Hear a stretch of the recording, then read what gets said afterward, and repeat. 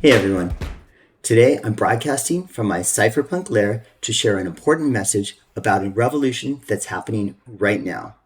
The emergence of a new monetary system to replace our broken legacy system. This outdated system primarily benefits the few global elite, while the working class watches the wealth gap widen and their cost of living become increasingly unmanageable. You may have heard of Bitcoin and dismissed it as irrelevant, confusing, or risky. While those perceptions may have been valid at times, the landscape has changed over the past 15 years. Today, the wealthy and powerful are quietly staking their claims in this digital gold rush, hoping you won't notice. In this two-part series, I aim to demystify Bitcoin and explain why it represents a generational solution to our financial woes. But before we dive into that, we must first understand the systemic problems with our current financial system and how it is rigged against you. I'm not a finance professional, just a Silicon Valley techie who's been tracking Bitcoin for a few cycles now. What I've learned is not just interesting, it's vital. And this is not investment advice, but consider it your wake-up call to understand and harness the possibilities of Bitcoin for your future. If you like where this is going, feel free to hit that like button anytime. Now let's get started. To begin, let's look at the US federal budget from last year. You can see total expenses for our government was $6 trillion, with the top budget items being Social Security, military, Medicare, and assistance to individuals. Now, where does the government get the money to cover these expenses? Well, like most people or businesses, they have an income. The government's income comes from taxes, individual taxes, payroll taxes, corporate taxes. But do you see a problem with this picture?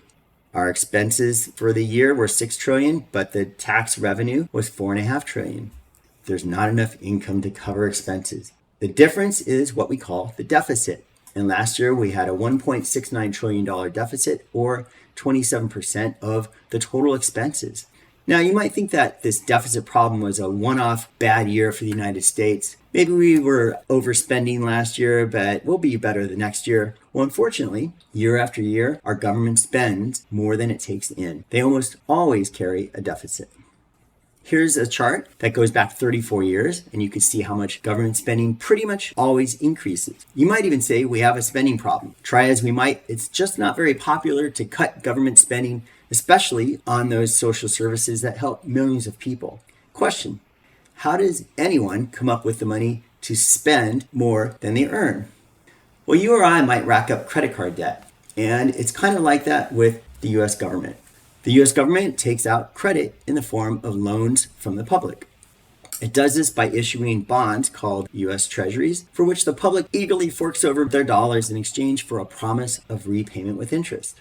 In fact, US Treasuries are some of the most popular assets held not just by individual Americans, but also corporations, states, the Federal Reserve, and foreign governments. So US Treasuries are like the government's credit card. Now remember, I said the government has a spending problem and deficits almost every year. So what happens if you run a deficit every year? Well, you and I would rack up huge credit card balance. And it's kind of like that with the US government. Here you can see the government's debt balance growing over time. Now, it took 200 years of our nation to reach a debt level of $1 trillion in 1981. But fast forward to this year, and we're sitting on $35 trillion of debt, and we're adding new debt to the tune of $1 trillion every 100 days. Well, now you can keep real-time tabs on our debt at the usdebtclock.org. In the top left, you see our current national debt around $35.7 trillion. And already this year, we have received tax revenue approximately $5 trillion. That's the income. But how much have we spent? So far, approximately $7 trillion. So right now, as of 2024, we have racked up an additional $2 trillion onto our national debt burden. So you might ask, well, what's the big deal carrying this much debt? We've been doing that for years, right? Well, I hope you pay off your credit card balances every month. But what happens if you only make interest payments on your credit cards? And additionally, what happens if you continue to make new charges on that credit card? Well, soon enough, your interest charges will become a real pain in the neck. And so it is with our government. As of June this year, interest payments on the U.S. debt became the second largest budget expense item, just behind Social Security, but ahead of military, Medicare, and Medicaid. In fact, starting next year, the projection is that interest expense on the national debt will surpass Social Security and become the single largest item in our budget. So we've already seen several ways our financial system is broken. We can't seem to get our budget under control. We're running annual deficits, meaning that our debt load is only growing. And now we see that the interest on the debt will soon dwarf every other budget item. So what is the solution? Well, this problem has been growing for decades, so any budget cuts or tax increases would only be short-lived and make no dent in the problem. But alas, our government has a secret superpower, and that is money printing. You've heard of money printing and the popular meme, money printer go burr. Well, let's talk briefly about how money is printed. Let me introduce you to the Federal Reserve, aka the Fed. The Fed was first set up in 1913 as a central bank and meant to be independent from the US government. It controls the money supply and can make monetary policy decisions without approval from the president or the rest of the government.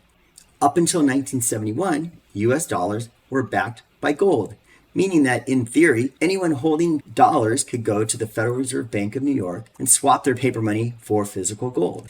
But in 1971, President Nixon realized our gold reserves were shrinking, so he suspended the convertibility of dollars for gold. And that's when our dollar became known as fiat money, since now the Federal Reserve can just print dollars by fiat, which is Latin for let it be done. Now our dollars were backed only by the full faith and credit of the US government. Today, most dollars are not actually physically printed, but are digitally credited to commercial banks from the Fed. Now remember that the US government sustains their annual deficit spending by taking on new debt or issuing treasuries. Well, the Federal Reserve is one of the biggest buyers of those treasuries, and it does that by printing digital dollars, which increases the total supply of money and results in inflation. Additionally, the US government spending stimulates the economy, which also leads to inflation. So you see, it's a vicious cycle. The US government taking on debt, spending money that they don't have, leading to inflation, and then the Federal Reserve printing money they don't have to buy that debt, inflating the money supply and causing inflation. And this, my friends, is the money printer going burr. So let's listen to Parker Lewis explain more about the relationship between the growing debt and money printing. Back in 2007, there was 52.7 trillion of debt in the U.S. system. There was only 9 trillion in the entire existence of dollars. So the total system was leveraged over 50 times, and there was ever actually fewer dollars that existed in the banking system. So if we go to the period before 2020, when they had to print a bunch of money, the debt stack had grown by over 20 trillion. That is what necessitates that they will have to print more money. Where do we exist today from that period prior to 2020? Again, the debt stack has grown by over 20 trillion. The reason why they always have to print more money is because the introduction of new dollars actually induces the expansion of credit. It's what it's designed to do. We start from a world where there's too much debt. They have to introduce more dollars to be able to sustain existing debt levels. What does that do? It caused the debt system to grow. And then when they try to reverse out, they have to print more money. Otherwise, their credit system collapses. So Parker says that ultimately more money printing will be needed to sustain the debt levels and prevent collapse of the whole system. Now, how do we keep track of the amount of money that has been printed and is now in the system? Well, one common measure is called the M2 money supply, which is the total amount of cash in circulation plus cash equivalents. This chart shows the growth of M2 money supply over the past 44 years. And you can see that we've had steady growth since 1980. The recessions are indicated by these shaded sections. And so in 2008, the Great Recession, after that, with the government stimulus spending to recover, we saw that the growth in the M2 became steeper and faster.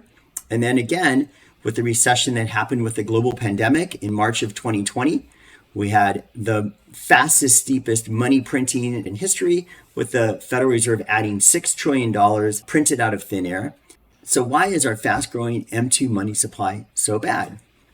Well, the ultimate consequence of all this money printing is inflation and loss of dollar purchasing power. First, when there's more dollars in the system chasing the same amount of goods and assets, those inflate in price and become more expensive. Secondly, if you have dollars stored up in your savings, money markets, treasuries, your wealth is a small percent of the total money supply. Now, when the Fed prints more dollars and increases that money supply, the pie got bigger, but your percent share slice of the pie just shrank. This chart shows the decline in purchasing power of the US dollar ever since the creation of the Federal Reserve in 1913. You can see that over the past century, due to rising inflation and the money supply, essentially the dollar has lost 97% of its purchasing power. $1 from 1913 now would buy as much as 3 cents today. In case 110 years is too long for you to relate, let's look back at just the past 10 years. So today, it would take $133 to buy as much as you could have bought in 2014 for $100. So today's dollars are weaker. They've lost about 25% of their value just in the past 10 years. Now, how do you and I see this lost purchasing power in real life? Well, one of the first ways is in rising prices. Groceries, healthcare, gas for your car, even eating out. The rising cost of living has been making headlines with reports of CPI inflation. Now, the Consumer Price Index was introduced in 1913 and is published monthly by the Bureau of Labor Statistics. And it tracks the average change in price of a representative basket of consumer goods and services. CPI can help you know if your income is keeping track with the cost of living. So on average, over the past 20 years, CPI has been 2.5%. So if your income does not increase at least that much per year, then I'm sorry, but the cost of living is becoming more expensive for you. Here's a comparison of 4-year increases for selected consumer items. You can see that average US wages have not kept up with most price increases over those 4 years. And if your income has not increased 16% over the past 4 years, well, then unfortunately, it's even worse news for you. CPI inflation is what makes most of the headlines you read when we hear about the outrageous inflation in the price of a basket of consumer goods. But this can actually be a distraction from an even more insidious problem. It relates to the root cause of CPI inflation, and that is once again monetary inflation, or the increase in our money supply as measured by M2. It's most accurate to measure your financial well-being against monetary inflation, since that directly tracks to your percent slice of the total money supply. Let's listen to British Hodl explain just how powerful a drag M2 inflation is on your wealth, not just on your bank savings, but even if you invested in the high-performing S&P 500 stock index and you measure your performance by the yardstick of M2 money supply. What is the value proposition of the S&P done based on the monetary debasement that's happened? Has the S&P made gains? Because you would think that, right? Like if the dollar value of the S&P has gone up, surely the value that it's protecting must have gone up too. Well, the truth is this. This is the chart of the S&P 500 valued in M2 since 1960. And if you can see here, even though the S&P, even though this is the dollar price of the S&P, the value of the S&P has not even breached its 2000 high. Forget the 2000 high. It's not even breached the 2007 high. Breached it a little bit and then came crashing back down. We're struggling to breach this value here. What this means is that if you've been holding wealth in the S&P since 2007, you're currently underwater. Based on value, dollars will have gone up for sure. Your dollar account value will have gone up. But based on value. So against the headwinds of increasing M2 and monetary debasement, even if you've held the S&P 500 for 24 years, your value is still down relative to M2 inflation. And this is what I mean when I say the system is rigged against you. It's next to impossible for not only your wages, but also your investments to keep up with monetary inflation. Here's Lynn Alden with an eloquent description. If you're a wage earner, you're basically on a treadmill because every year you have to get a raise that keeps up with inflation. And it's not just the CPI inflation you're trying to keep up with. You want to have, ideally, you want to keep up with the inflation of prices for the scarcer things like houses, which is generally a higher number than what we see with CPI. So a lot of people, when they go to their boss and they say, I need like a 7% raise, the boss is like, well, you're not 7% better this year than you were last year. But it's really because money supply grew 7%. And the person's saying, look, I want to keep up with money supply growth. I don't want to get diluted. And so basically, the more inflation there is, the more burden it puts on the people that have the status quo. They always have to fight for price increases for their wages. Did you catch that? You ideally do not just want to keep up with the rising costs of gasoline and groceries, but you actually would like to keep up with rising prices for real desirable scarce assets like housing and stocks. So you can see how all the government debt, the money printing, and the M2 inflation are all working against you. For all but the wealthiest global elite, the effect of monetary inflation is to erode your wealth, whether you store it in dollars, US Treasuries, or even high-performing stocks. Now let's hear RFK Jr. call out the Fed for draining the middle class. The Fed is like a pump. Its function, it operates on behalf of a few Wall Street banks. And its function is to act like a pump. It is literally strip mining the wealth and equity away from the American middle class, shifting it upward. Companies in this country and financial institutions, when I was a kid, they would go out, if you wanted to make an investment, they'd go out and look at all the factories. They'd go to Michigan, they'd go to Detroit, they'd go to other parts of our country, and they'd look at the factories and they'd say, what does the management team look like? What are the production figures? What are the financial figures? What is the bank book? What is the inventory? They look at that and then they make a financial bet. That doesn't happen today. The only thing they're focused on Wall Street is, what is the Fed going to do next? What is the Fed going to do next? He says is all that Wall Street is focused on. But is that our destiny? To be on pins and needles, hoping and trusting that the Fed and one man can guide us to a soft landing in green pastures? Now that you've seen this video, you understand that the Fed and the US Treasury are at the root of our financial system's problems. With $35 trillion in debt and growing, the government's only way out is to print more money, fueling more inflation. But as we heard from Parker Lewis, British Hodl, and Lynn Alden, the increasing money supply means we're destined to lose purchasing power and asset value. But there's hope. For the first time in history, we now have access to an autonomous monetary system that operates outside the failed fiscal and monetary policies of any government. The wealthy and powerful are already flocking to this digital gold rush. Be sure to catch part 2, where we'll explore the Bitcoin revolution and how you can benefit. Thanks for watching. If you learned anything, please click like, subscribe, comment below, check out the show notes for additional resources, and until next time, be wise, be safe, and stack sats.